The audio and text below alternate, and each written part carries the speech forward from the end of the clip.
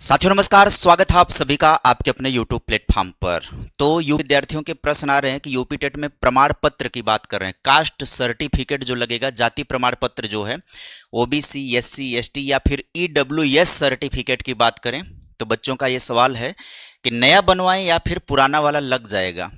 तो इस सेशन के अंदर आप सभी को इन सारे डाउट पर मैं क्लियर करने वाला हूं। वीडियो में आप सभी लोग बने रहिएगा, पूरी बातें आपको ध्यान से सुनना है और उसके बाद उसी हिसाब से आपको फॉलो करना है। संपूर्ण समस्या का समाधान आपको इस मात्र वीडियो में मिल जाएगा। चैनल पर पहली बार जुड़े होंगे तो चैनल को आप सब्सक्राइब कर दीजिएगा। वीडियो को सभी लोग लाइक जरूर कर दीजिएगा। ज़्यादा से ज़्यादा मित्रों तक वीडियो को शेयर कर दीजिएगा ताकि सभी के डाउट्स क्लियर हो जाएं। सबसे पहले हम बात कर लेते हैं ईडब्ल्यूएस प्रमाण पत्र के नियम को लेकर के, क्योंकि सबसे ज़्यादा संदेह, सबसे ज़्यादा डाउट इसी को लेकर के है। क्यों? क्योंकि ये जो है फाइनेंशियल ईयर पर डिपेंड करता है, क्योंकि इसका जो टाइम सीमा होती है, समय सीमा होती है, वो बदलती रहती है। क्यों बदलती रहती है? तो उसको अभी हम ऑफिशियल वेबसाइट पर चलेंगे, वहाँ पर भी आपको जानकारी देंगे, खूब कायदे से समझाएंगे इस वीडियो में। चाहे 15 मिनट लग जाए, चाहे 20 मिनट लग जाए, पूरे डाउट्स आपके समझ में आ जाएं, ऐसा ये सेशन होने वाला है। सबसे पहले बात कर लें ईडब्ल्यूएस प्रमाण पत्र के नियम को लेकर के।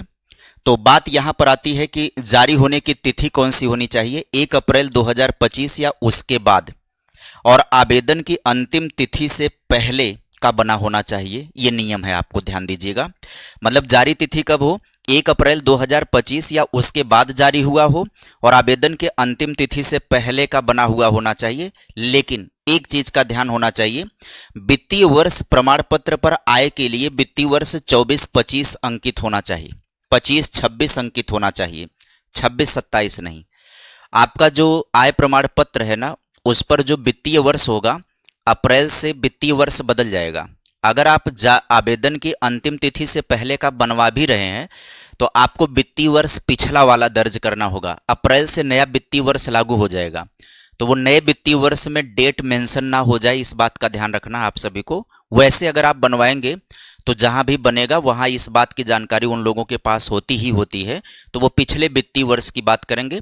अभी इसका हम ऑफिशियल आप सभी को डाटा भी दे रहे हैं कि आपको ऑफिशियल दिखाएंगे कि क्या वित्तीय वर्ष कौन सा होना चाहिए। पहले सबका समझा लेते हैं, फिर जो विशेष कंफ्यूजन वाला है उस पर चल करके वीडियो के आगे बात करेंगे। एससी एसटी प्रमाण पत्र के नियम की बात करें तो वैधता अवधि क्या होती है, इसकी कोई निश्चित समाप्ति तिथि नहीं होती है। एससी एसटी के जो सर्टिफिकेट की आय का प्रभाव एससी एसटी वर्ग के आरक्षण में पारिवारिक आय का कोई रोल नहीं होता है। मुख्य शर्त यह होती है कि प्रमाण पत्र कितना भी पुराना हो, लेकिन वह सरकार के ऑनलाइन पोर्टल पर वेरीफाई होना चाहिए, सत्यापित हो। ऑनलाइन पोर्टल पर वो दिखाई पड़े, जब नंबर दर्ज करके चेक किया जाएगा तो ऑनलाइन पोर्टल पर वो दिखाई दे। बस खाली आपको बात इतनी सी ध्यान रखनी है। आगे बात कर लें, अगर हम ओबीसी सर्टिफिकेट की बात करें, ओबीसी के प्रमाण पत्र की बात करें, तो ओबीसी प्रमाण पत्र में अगर हम चर्चा करें तो वैधता अवधि सामान्यतः इसे 3 वर्ष तक वैध माना जाता है। कारण यह है कि ओबीसी आरक्षण नॉन क्रीमीलियर लगातार 3 वर्षों में पारिवारिक आय 8 लाख से कम होने के नियम पर निर्भर करता है। सुझाव यह है कि यदि 3 साल से पुराना प्रमाण पत्र ऑनलाइन वेरीफाई हो रहा है तो वह मान्य हो सकता है, लेकिन भविष्य की किसी भी परेशानी से बचने के लिए नया प्रमाण पत्र बनवाना सबसे सुरक्षित है। अगर किसी का बहुत पुराना है, 3 साल से भी पुराना है किसी का, नया ही बनवा लेगा तो बेहतर रहेगा। और यदि 3 साल के भीतर का है तो वो काम कर जाएगा, बस ऑनलाइन वो दिखना चाहिए, वो सत्यापित हो, वेरीफाई हो, तो आपका काम चल जाएगा। अगली बात कर लें, अगले सर्टिफिकेट की बात कर लें तो अगला सर्टिफिकेट है राज्य स्तर बनाम केंद्र स्तर की बात करें, स्टेट बनाम सेंट्रल का जो डाउट है उसको आप क्लियर कर लीजिएगा। यूपी टेट एक राज्य स्तरीय पात्रता परीक्षा है, इसलिए इसमें केवल उत्तर प्रदेश राज्य स्तर का जाति प्रमाण पत्र ही स्वीकार किया जाता है। बहुत सारे बच्चे ये पूछते हैं कि मेरे पास सेंट्रल लेवल का है गुरुजी, केंद्रीय लेवल का प्रमाण पत्र है, क्या वो काम कर जाएगा? तो इसका जवाब है नहीं, वो काम नहीं करेगा। ध्यान दीजिए, केंद्र सरकार का जाति प्रमाण पत्र इस परीक्षा के आवेदन के लिए मान्य नहीं है, क्योंकि दोनों की अलग आरक्षण सूचियां अलग अलग होती हैं, सेंट्रल की और राज्य की। तो राज्य स्तर के आपको प्रमाण पत्र चाहिए, सेंट्रल स्तर के आपके प्रमाण पत्र नहीं चाहिए। तो ये तो हो गया सभी सर्टिफिकेट में। ईडब्ल्यूएस की भी बात हो गई, हमने ओबीसी कर ली, एससी एसटी की भी बात कर ली। अब आपको थोड़ा सा मैं ऑफिशियली चलता हूं, दिखाता हूं, मैनुअल को दिखाता हूं आप सभी को, ताकि आप सभी के सारे डाउट, यूजर मैनुअल को क्लिक करना है, ये यहाँ पर आ रहा है, व्यू ऑल पर चले जाइए, नोटिस पर आ रहा है ना, नोटिस पर आइए और यहाँ पर यूजर मैनुअल के लिए यहाँ पर क्लिक करिए। अब जैसे ही हम यूजर मैनुअल पर क्लिक करेंगे हमारे सामने मैनुअल खोल करके आ गया। अब यहाँ पर देखिए ये है यूजर मैनुअल, यहाँ पर एक्टिविटी गतिविधि कैसे क्या करना है। अब आइए यहाँ पर देखिएगा हिंदी में मैनुअल को हम सेलेक्ट कर लेते हैं और इसको हम क्या कर लेते हैं, ओपन कर लेते हैं। ओपन कर लीजिए, ओपन कर लिए। अब आपके सामने मैनुअल खुल गया। थोड़ा सा आपको हो सकता है कि ये प्रोसेस बोरिंग लग जाए, लेकिन परेशान मत होइएगा, हर एक बात को समझिए, क्योंकि ये ऑनलाइन सिस्टम है भाई, हम लोगों के इतना जल्दी पकड़ में थोड़े आएगा। अब यहाँ पर जरूरी जानकारी आपको देंगे। पोर्टल में 2 विकल्प होगा, नया अभ्यर्थी और प्रमाणित। अभी उस पर हम ले चल रहे हैं, वो जानकारी आपको देंगे। सबसे पहले आपके जरूरी जानकारियां हम चलते हैं, उसको दे देते हैं। यहां पर देखिए अभ्यर्थियों को सत्यापन के लिए वैध पहचान प्रमाण पत्र का चयन करना होगा, जिसमें आधार कार्ड होगा, पैन कार्ड होगा, ड्राइविंग लाइसेंस होगा। केवल यहां पर आपको 3 चाहिए, आधार कार्ड, ड्राइविंग लाइसेंस या पैन कार्ड, इसमें से कोई भी रहेगा वो काम कर जाएगा। अगली बात पर आ जाइएगा। अगला देखिए, यदि आधार कार्ड का चयन किया गया हो तो अभ्यर्थी को 12 अंकों का दर्ज करना होगा, ओटीपी आएगा, ओटीपी का काम कर लीजिएगा, सत्यापित हो जाएगा। और आपको अपना फोटो लाइव भी सत्यापित करना पड़ेगा, इस बात का भी ध्यान रखिए। हम आ जाते हैं सर्टिफिकेट वाले कॉलम पर, जहां पर सर्टिफिकेट की बात आएगी वहां पर हम सभी लोग आ जाते हैं। अब यहां पर देखिएगा सर्टिफिकेट का मामला जहां से शुरू होगा वो यहां पर आ जाएगा। अब देखिए यहां पर सर्टिफिकेट में आ जाएंगे तो पासवर्ड में निर्धारित सुरक्षा मानदंडों का पालन अनिवार्य है। उसके बाद क्या करें, विशेष वर्ण का समावेशन शामिल है। तो अब यहां पर हम ये आ जाते हैं ओबीसी, और जहां पर ईडब्ल्यूएस की बात है उस वाले सेक्शन पर हम सभी लोग पहुंचते हैं। ये सेक्शन आपका आ गया आरक्षण श्रेणी। यहां पर देखिए चरण नंबर 6वें पर जब जाएंगे तो आरक्षण की श्रेणी यहां पर आएगी। अगले चरण में अभ्यर्थियों को ड्रॉप डाउन मेनू से अपनी श्रेणी और विशेष आरक्षण का चयन करना होगा।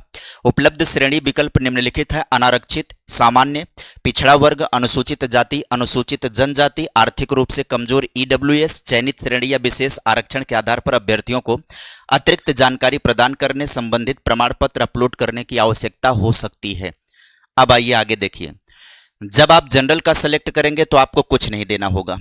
जब आप आगे बढ़ेंगे, अब यहां पर यदि अभ्यर्थी अपने आरक्षण श्रेणी के रूप में ओबीसी का चयन करते हैं तो ड्रॉप डाउन मेनू से ओबीसी स्तर का, ओबीसी लेयर स्टेटस चुनना होगा कि creamy layer, non creamy layer को चयन करना होगा जो आरक्षण लाभ के लिए पात्रता निर्धारित करते हैं।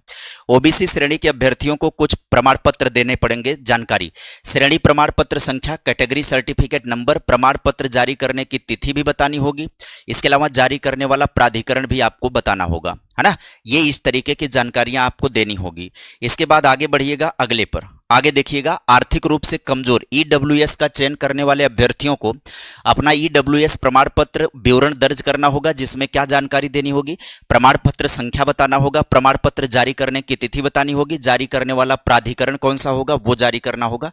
अब यहां पर हम थोड़ा सा इसको बड़ा कर देते हैं, इसको बड़ा कर देते हैं ताकि इसका पूरा सिस्टम आपके सामने दिख जाए। देखिए, category and special reservation economically weaker section EWS section में सेलेक्ट करेंगे, तब आपके सामने कॉलम आएगा, कैटेगरी सर्टिफिकेट नंबर यहां पर दर्ज करना होगा।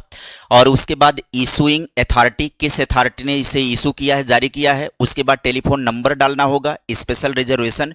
इसके बाद सर्टिफिकेट इशू का डेट डालना होगा। इसके बाद आधार लिंक मोबाइल नंबर को डालना होगा।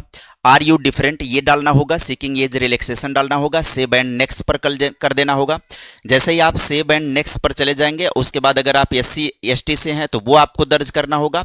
दिव्यांग की स्थिति है तो दिव्यांग की स्थिति में ये दर्ज करना होगा। हाँ, विशेष आरक्षण की श्रेणी है तो ये दर्ज करना होगा। अब यहां पर हम आगे बढ़ जाते हैं। आयु में छूट प्राप्त करने के लिए यस आर नो का जो भी कंडीशन होगी उसका चयन करना होगा। पता का विवरण दर्ज करना होगा। इस तरीके से आप आगे बढ़ेंगे, शैक्षिक योग्यता का विवरण दर्ज करेंगे। उसके बाद जुड़वा की स्थिति समझाएंगे। ये सारी कंडीशन आपको समझाते हुए आगे बढ़ते जाना होगा। दस्तावेज अपलोड करना होगा आप सभी को, कौन कौन से, तो दस्तावेज अपलोड करने में सारे जो हैं voter ID card, pan card, driving licence, 10वीं 12वीं और स्नातक स्तर के, ये सभी चीजें आपको दर्ज करना होगा।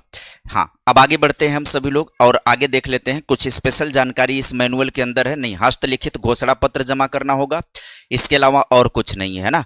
आवेदन का पूर्वावलोकन कर लेना होगा, आवेदन का पूर्वावलोकन करने के बाद अंतिम घोषणा कर देना होगा, अंतिम घोषणा करने के बाद फाइनल आपका सबमिशन हो जाएगा। इस तरीके से आपका OTR कंप्लीट हो जाएगा। ठीक, तो चलिए, उम्मीद करेंगे कि आप सभी को सारी जानकारी इस सेशन के अंदर समझ में आ गई होगी। यदि आप सभी को ये जानकारी समझ में आ गई और यदि आपको वीडियो अच्छी लगी होगी तो आप वीडियो को लाइक कर दीजिएगा। चैनल पर अगर आप पहली बार जुड़े होंगे तो चैनल को सब्सक्राइब जरूर कर दीजिएगा। सर्टिफिकेट का बवाल, इसके अलावा भी अगर आपके दिमाग में कोई प्रश्न शेष बच गया होगा तो निसंदेह आप सभी लोग कमेंट कर दीजिएगा। मैं आप सभी के कमेंट ले लूंगा, उसका जवाब दे दूंगा वहीं पर कमेंट बॉक्स में, या फिर एक और वीडियो बना करके आप सभी को जानकारी से अवगत करा दूंगा। इस सेशन में फिलहाल इतना ही। Bye bye, take care, thank you.